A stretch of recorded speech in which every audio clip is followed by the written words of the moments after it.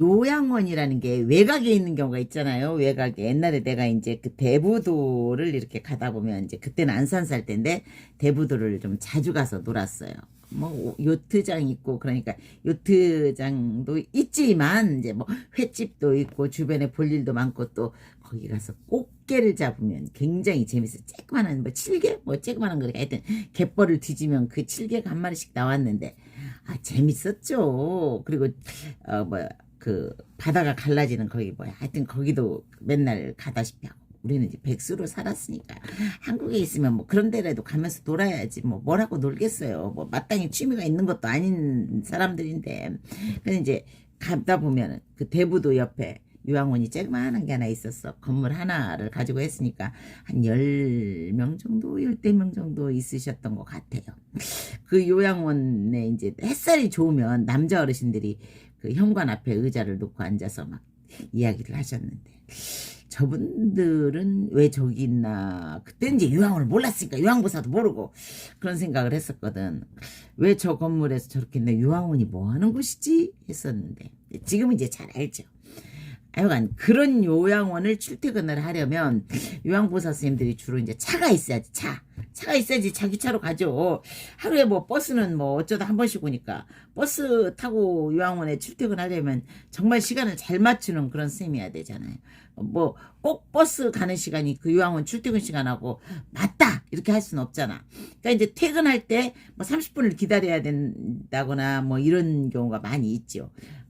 어떤 그 청소하시는 분이 뭐야 쿠팡을 취직을 했는데 갈 때는 차가 거의 맞대. 퇴근하려면 앞차를 타려면 10분 전에 퇴근을 해야 되고 뒷차를 타려면 30분을 기다려야 된대. 아직도 이제 우리나라 대중교통 근데 또 앞으로 더 그럴 수도 있죠. 왜냐면 너무나 자차가 이제 보편화되니까 어쨌거나 이제 그런 요양원에서 근무를 하려면 자차를 가지고 근무를 하는 경우가 참 많아요. 근데 이 요양보 선생님이 그런 요양원에 취직을 했대.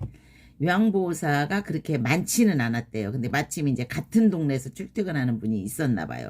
이분은 이제 말이 많은 사람은 아니지만 이제 그래도 이제 이야기를 많이 하잖아요. 요양보호사 선생님들끼리 많이 하잖아요. 그러다 보니까 이제 자기 집 근처였다라는 거예요. 그래서 참 반갑다 그러면서 이제 같은 이제 둘이 차를 타고 가다 보면 자주 만나고 왜냐면 시골길이라는 게 그렇잖아요. 차가 많지는 않으니까 논뚝바뚝 있는데 그래서 이제 이분이 이제 거기 출퇴근을 이렇게 했나 봐. 근데 어느 날 한 달 정도 되니까 이 선생님이 그러더래. 선생님 차하고 내 차하고 두 대나 2, 30km를 몰고 올 수는 없잖아요. 한 2, 30km 됐나 봐. 하긴 뭐 2, 30km까지는 아닐 텐데 한 5km, 10km도 좀 멀지 않을까? 그러니까 이분이 그냥 좀 그냥 그렇게 했는지는 모르겠어 표현을. 근데 모르겠다. 안산에서 대부도 그 정도까지면 또 20km는 또 될 수도 있겠네. 어쨌거나 그럴 필요는 없잖아요. 그러니까 우리 한 대만 몰아요 라고 하시더래요. 근데 이제 이 한 대만 몰아요 한 그 선임 요양보호사 집이 조금 더 가깝대요. 근데 이분은 한 2, 3km 더 가야지 자기 집이 있는 상태래요. 그러니까 선임 요양보호사가 이 후임을 태우러 오려면 2, 3km를 왔다가 다시 가야 돼. 6km. 그러니까 이제 말하자면 네가 네 차로 날 좀 맨날 출퇴근 시켜줘 라는 생각으로 들리더래. 그래서 이제 딱 생각을 해보니까 사고 나면? 사고 나는 게 그렇잖아요. 내가 원한다고 안 나고 뭐 내가 원하지 않는다고 나고 뭐 이러는 게 아니잖아. 물론 도덕적 해이라고 나 보험 들었으니까 라고 할 수도 있지만 사고 나면 보험료 기스가 팍 올라요. 그리고 내 차로 사고 나면 기분 나쁘잖아. 그런 생각이 팍 들더래. 그래서 안 된다라고 했대. 이제 물론 이제 같이 타고 다니면은 또 재밌기도 하고 또 심심하지도 않겠지만 만약에 사고 나면이라는 생각도 들고 또 그 차로 항상 시간을 맞춰서 그 선생님을 태운다라는 것도 빠른 판단으로 그게 아니다 싶더래. 그래서 아닌다. 왜냐면 나는 바쁘다. 끝나고 나서 다른 볼 일도 많고 그렇고 또 내 차에 다른 사람 물건도 좀 있고 그래서 안 된다라고 했대요. 그랬더니 알았다 쿨하게 가는 것처럼 가더래. 그러더니 그 다음부터는 이 사람이 이 유황보살 선생님을 이렇게 지적질하는 게 아니라 이 사람도 물론 이제 그러더니 이제 그 다음부터는 그 어떻게 했는지 어떻게 알고 있는지 하여간 그 요양원에 다른 사람이 그렇게 갈구더라는 거예요. 팀장 아세요? 유황보살을 하다 보면 전체 이제 유황보살을 관리하는 팀장이라는 게 있어요.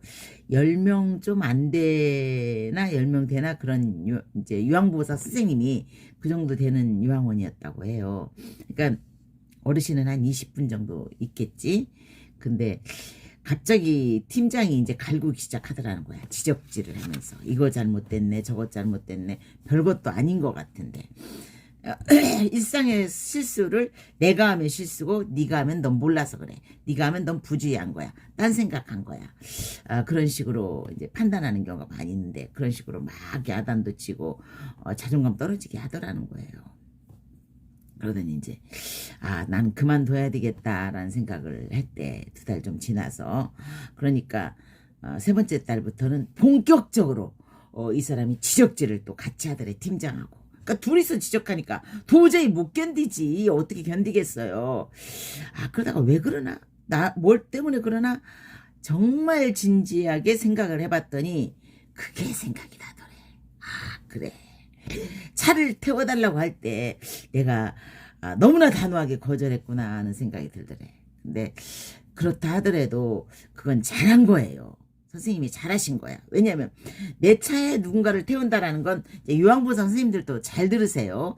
우리가 이제 근무를 하다 보면 그 대상자 어르신들 있잖아요. 시골 사는 어르신들은 아이고 네가 차 있으면 나 좀 태워주면 좋지 뭘 같이 타면 되는 거야 이런 어르신들이 되게 많거든. 실제로 이제 나도 근무했을 때 한 달쯤 됐을 때 나보고도 선임 유황보살가 그런 제안을 했어. 나도 그 선생님처럼 아주 단호하게 쿨하게 안 됩니다 거절했어. 그게 답이에요.